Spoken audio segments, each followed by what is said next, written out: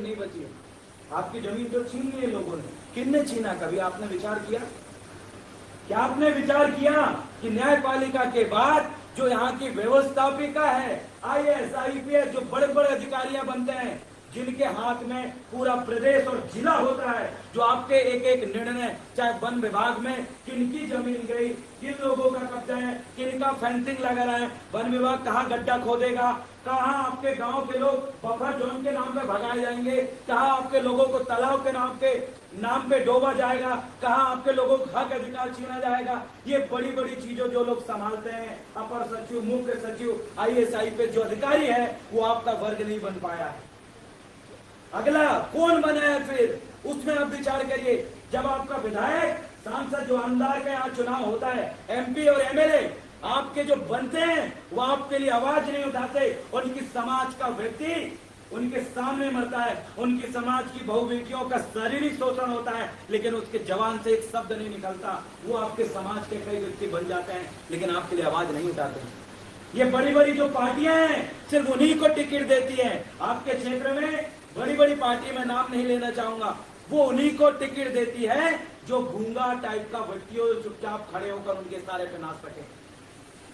भारतीय संविधान में यहाँ के दलित, आदिवासी और पिछड़ा वर्ग के लिए 4 प्रकार का आरक्षण दिया हुआ है, लेकिन वो चारों प्रकार के जो आरक्षण जो बाबा साहब भीमराव अम्बेडकर ने लड़कर हमें दिलाए, हमें दिलाने वाले तमाम महापुरुष जो थे, जिन लोगों ने लड़के दिलाए, वो आरक्षण का फायदा आपको नहीं मिल रहा है, ढंग से नहीं मिल रहा है। वो आरक्षण का फायदा छोड़िए, आपको वो 4 प्रकार के आरक्षण ढंग से समझ में नहीं आए होंगे। सोच के देखिए, उस समय जयपाल सिंह मुंडा, बाबा साहब भीमराव अम्बेडकर उस समय उन लोगों से लड़के आपको ये अधिकार दिलवाए। उन लोगों से लड़के, कौन लोग? जो सड़क जिनकी है, बड़ी बिल्डिंग जिनकी है, जिनके पास बड़ी बड़ी फैक्ट्रियां हैं, जो बड़ी बड़ी नौकरियों में, वो लोग जो बाहर से आए हैं, उन लोगों से लड़के जो अधिकार हमें दिलाए गए, उन अधिकारों को हम आज तक नहीं समझ पाए हैं, जिन अधिकारों को उन्होंने हमें दिलाए हैं, लिखे हैं अपने हाथ से।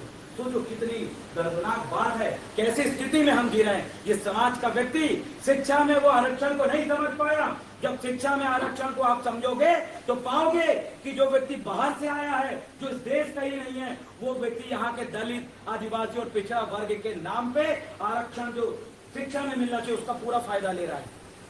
जितना ये समाज का व्यक्ति शिक्षा में आरक्षण का फायदा नहीं ले पा रहा है, उतना वो व्यक्ति ले रहा है जो बोगस बना हुआ है, जो फर्जी जाति प्रमाण पत्र, कास्ट सर्टिफिकेट बना के आपके नाम पे नौकरियां कर रहा है। लेकिन इस समाज के लोग कभी उनका जाति प्रमाण पत्र की छानबीन, उसके लिए कभी आवाज नहीं उठाया। नहीं, समाज के लोग के जो विधायक बने, जो आमदार बने, जो सांसद बने, MP बने हुए हैं, इन लोगों ने भी कभी आवाज नहीं उठाई, क्योंकि ये गुलाम लोग हैं। ये ऐसी पार्टियों से चुनकर आए हैं जो पार्टियां इनके गले में एक वो पट्टा डाल के रखी है कि तेको किधर जाना और क्या बोलना है। शिक्षा में आरक्षण आप देखिए, उसी में जब शिक्षा में आरक्षण की बात आई, उसके बाद नौकरियों में आरक्षण मिला। शिक्षा में आपके बच्चों को बिना पैसे के कैसे मुफ्त में शिक्षा मिले, विदेश कैसे आपका बच्चा पढ़ के जाए, बड़ी बड़ी नौकरियों की तैयारी कैसी हो, इसके लिए शिक्षा में आरक्षण दिया गया था। नौकरी में आरक्षण दिया गया था कि समाज के लोग गांव में रहते हैं, दोनों टाइम मजदूरी करते हैं, दिन रात बहुत बड़ी बड़ी समस्याओं से जूझते हैं, उसके बावजूद इनकी नौकरियां कैसे लगे, इसके लिए बाबा साहब भीमराव अम्बेडकर और जयपाल सिंह मुंडा जी ने पहल चलाया और उसमें नौकरियों में आरक्षण दिया, ताकि आपका बच्चा एक बहुत बड़ा पुलिस ऑफिसर बन सके, कलेक्टर बन सके, एक बहुत बड़ा नेवी ऑफिसर बन सके, हर एक जॉब में बड़ी पोस्ट तक आपका बच्चा पहुंचे। इसके लिए आपको अधिकार दिया नौकरी में आरक्षण, लेकिन आपका व्यक्ति फायदा नहीं ले पाया। दूसरा व्यक्ति उसका फायदा लिया हुआ है। प्रमोशन में आरक्षण, आप देखिए, नौकरी लगने के बाद उनके आगे बढ़ने के चांसेस बंद कर दिए जाते हैं, आगे नहीं बढ़ने दिया जाता, उसके लिए भी प्रमोशन में आरक्षण, तीसरा प्रकार का आरक्षण मिला था। क्या हुआ भैया, आपका व्यक्ति जब यहाँ का थानादार बन के आता है, फिर थाना का प्रभारी बनता है, वो वही लटका रहता है, उसको आगे बढ़ने नहीं दिया था। क्यों? क्योंकि वो महार है। क्यों? क्योंकि वो कोई आदिवासी समाज का है। क्यों? क्योंकि वो कोई कलार है, उसको वहीं हरा दिया जाता है, नहीं बढ़ने दिया जाता उसको। क्यों? जब आपके महापुरुषों ने आपको इतने बड़े अधिकार दिया है, तो उनका फायदा आपको नहीं मिल पा रहा है। 3 प्रकार का आरक्षण बता दिया। चौथा आरक्षण राजनीति में है। राजनीति में आपको आरक्षण दिया गया है कि आपका व्यक्ति ईमानदार बन सके, आपका व्यक्ति यहाँ का मुख्यमंत्री बन सके, लेकिन आप लोगों ने अपने लोगों को चुनने की बजाय ऐसे लोगों को चुन के पहुंचा दिया जो आपके आंखों के सामने आपको बर्बाद करते हुए वो देखेगा, लेकिन मुंह से एक शब्द भी नहीं निकलेगा। ऐसे लोगों को आप आमदार बना के पहुंचाते हो और उसने बड़े अधिकार दिए हैं आपको। लेकिन आज जिन लोगों को इस महाराष्ट्र का शासक होना चाहिए था, जिनको मालिक होना चाहिए था, जिनको यहाँ की शासन व्यवस्था, यहाँ की राजनीतिक व्यवस्था, यहाँ की शैक्षणिक व्यवस्था और यहाँ की धार्मिक व्यवस्था में जिसकी पकड़ होनी चाहिए, वो समाज का व्यक्ति यहाँ पर बैठा हुआ है, लेकिन आपकी पकड़ नहीं है किसी और की। कौन है ये और व्यक्ति जो जंगलों को काट के आपसे छीनना चाहता है? कौन है वो और व्यक्ति जो आपकी खनिज संपदा, कोयला से लेकर तमाम खनिजों को आपसे छीनना चाहता है? कौन है जो व्यक्ति जिन्होंने आपके बच्चों की नौकरियां खा गई? कौन है वो व्यक्ति जो आज आपको गरीब बना रहा है और आपके हिस्से का पैसा वो खुद खा रहा है? कौन है वो व्यक्ति जो हमारे लोगों को कठपुतली बना के रखा है? आपको विचार करना है कौन है वो। कुछ षड्यंत्रकारी लोग हैं, उस समय हमारे महापुरुषों ने उनसे लड़े थे, लेकिन आज आप उनकी पहचान नहीं कर पा रहे हो। याद करिए, जब ये लोक शाहीर अन्ना भाऊ साठे ने दुश्मन को पहचाना कि कौन व्यक्ति है जो समाज के लिए दुश्मन है। आप पहचानिए, राजमाता जीजाऊ साहेब, इन्होंने जिनको पहचान लिया कि कौन लोग हैं जो समाज को रोक रहे हैं। बिरसा मुंडा ने पहचान लिया कि कौन लोग है हमारी जल जमीन को काट रहा है। बाबा साहब भीमराव अम्बेडकर ने पहचान लिया कि कौन लोग हैं यहाँ के महान समुदाय के लोगों को, दलित समुदाय के लोगों को पानी पीने से भी रोक रहा है। यहाँ के टांटिया भील ने पहचान लिया कि कौन लोग है जो हमारे लोगों को बंधुआ मजदूर बना रहा है, कौन लोग है जो उनसे खनिज संपदा छीन के ले रहा है। रानी दुर्गावती ने पहचान लिया कि कौन है जो मेरी मातृभूमि में जहाँ सोने चांदी के सिक्के चल रहे हैं उसको बर्बाद करने के लिए उन्होंने पहचान लिया। दलपत साहा ने पहचान लिया, रघुनाथ साहा ने, शंकर साहा मंडावी ने, इन्होंने बाबूराव सेठवाके जी ने, इन्होंने पहचान लिया कि कौन इस समाज का दुश्मन है, कौन इनको बढ़ने से रोकता है, कौन इनके बच्चों को आगे आने से रोकता है। उन्होंने पहचान लिया, लेकिन आप नहीं पहचाने, इसका मुझे दुख। हमारे महापुरुषों ने सभी को पहचान लिया था, इसलिए आज वो महापुरुष बने हुए, इसलिए यहाँ पर हम उनको पूछते हैं। लेकिन बड़ी दुख की बात है कि यहाँ का आदिवासी, यहाँ का दलित समाज, यहाँ का ओबीसी पिछड़ा वर्ग अपने समाज के दुश्मनों को नहीं पहचाना, उल्टा उनके साथ घुस के उन्हीं की सेना को मजबूत कर रहा है। अरे आपको खत्म करने वाले लोगों में जो आपको खत्म कर रहे हैं, वहां ही आपका भाई खड़ा होकर उनको मजबूत कर रहा है। आप अपने दुश्मनों को मजबूत करते हो, दुश्मनों की सेना में जाके शामिल होते हो, आपका क्यों विकास होगा? आप रहोगे सबसे ज्यादा गरीब। यूपी बिहार का व्यक्ति आके यहाँ अमीर करोड़पति बन जाएगा, आप रहोगे सबसे गरीब। वो गुजरात का व्यक्ति आके यहाँ अमीर करोड़पति बन जाता, आप रहोगे गरीब। वो हरियाणा और कहाँ के लोग, जोधपुर आइसक्रीम वाला, राजपुर कौन कौन घुस गया, सब बना डाला, पेट्रोल पंप से लेके सब, आप लोग रहोगे वहीं। क्यों? क्योंकि आप लोगों ने अपने दुश्मनों को मजबूत करने का काम किया है, अपने खुद को मजबूत नहीं किया।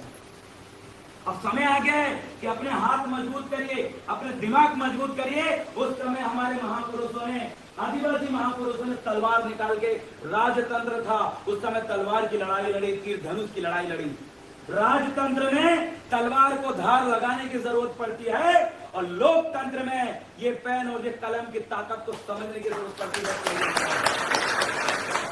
हम आज तलवार निकालेंगे, हम आज बंदूक निकालेंगे तो उन लोगों के पास हमसे 2 गुना ज्यादा बंदूक है, वो आपसे पहले आपको भून डालेंगे, आपके बच्चों को भून डालेंगे।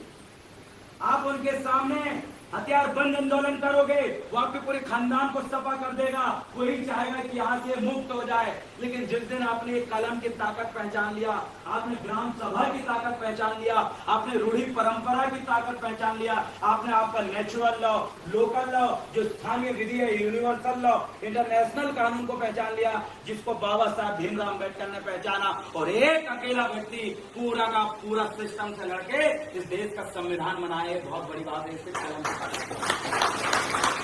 आज आप और हम ये सरकार से लड़के, आज आप और हम ये पुलिस से लड़के हमें जेल में डाल दिया जाता है, हमारे लोगों को कई नक्सलवादी, कई आतंकवादी बना दिया जाता है। लेकिन सोच के देखो, उस समय बाबा साहब भीमराव अम्बेडकर भी इस देश में उन लोगों के लिए लड़ा जो छुआछूत के शिकार था, उन लोगों के लिए लड़ा जो जंगलों में रह रहे थे, उन लोगों के लिए लड़ा जिनके राजपाट छीन लिया गया, लेकिन वो व्यक्ति जेल गया क्या? कभी आपने सुना बाबा साहब भीमराव अम्बेडकर जेल में थे, यहाँ पर उनका वो जेल के अंदर ही पूरा समय बीत गया? सुने कभी? सोचो, वो आपसे हमसे ज्यादा दुश्मनों के बीच में पड़े थे, ऐसे दुश्मन जो उनको ऐसा दरवाजे बंद कर देते थे, तुम बैठ नहीं सकता कुर्सी में करके, ऐसे दुश्मन जो उनको स्कूल में नहीं पढ़ने देते थे, ऐसे दुश्मनों के बीच में रहा जो उनका नाम सुन के बोलते तेरी परछाई भी मेरे पे नहीं पड़नी चाहिए, ऐसे दुश्मन उनके बीच में रहा जो बोलते थे पानी भी मत छीना, नहीं तो पानी हम नहीं पीएंगे। ऐसे दुश्मनों के बीच में, इतने खतरनाक लोगों के बीच में रहकर एक व्यक्ति ने अकेला पूरा सिस्टम से लड़ लिया। और आज हम लोग इतनी भारी भरकम संख्या होने के बाद भी कलम की ताकत तो नहीं पहचान पाए, हम संवैधानिक रूप से नहीं लड़ पाए। ये दुख की बात है। अरे समझिए अपनी लड़ाई को। क्या है ग्राम सभा? ग्राम सभा आपको स्वशासन का अधिकार देती है। ये वही ग्राम सभा है, ये वही ग्राम सभा है भारतीय संविधान के, जब आप भारतीय न्याय संहिता BNSS और BNS 2023 जब इसको उठा के पढ़ेंगे तो उसमें लिखा हुआ है कि यहाँ पर ये जो भारतीय न्याय संहिता है, इससे पहले IPC इंडियन पेनल कोड कहते थे, भारतीय दंड संहिता कहते थे, उस कानून के अंतर्गत आने वाले ये जो कानून है किस जगह लागू होंगे? ऐसे क्षेत्र में लागू होंगे जहां पर सामान्य वर्ग के लोग रहते हैं, जहां पर स्थानीय विधि के अनुसार वहां की ग्राम सभा संचालन नहीं होती, ऐसी जगह ये कानून लागू नहीं होते। आपके गांव में ये बड़े बड़े कानून और